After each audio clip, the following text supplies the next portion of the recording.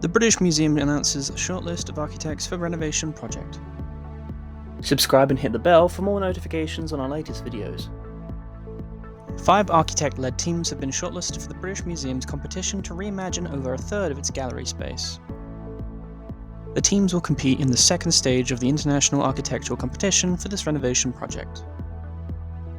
The task is to reimagine 7,500 square meters of gallery space, housing collections from ancient Egypt, Greece, and Rome, along with 15,650 square meters of back-of-house area.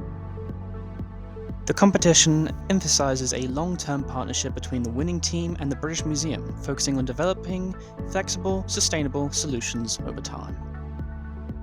The shortlisted teams will submit final designs by December 2024, with the winner announced in early 2025, following a public display of entries in the museum's round reading room. The winner will be judged by a panel including Chair of the British Museum's George Osborne. To learn more about the competition, read the full article in our Building Refurbishment and Fit Out category. Read more at TWinFM.com.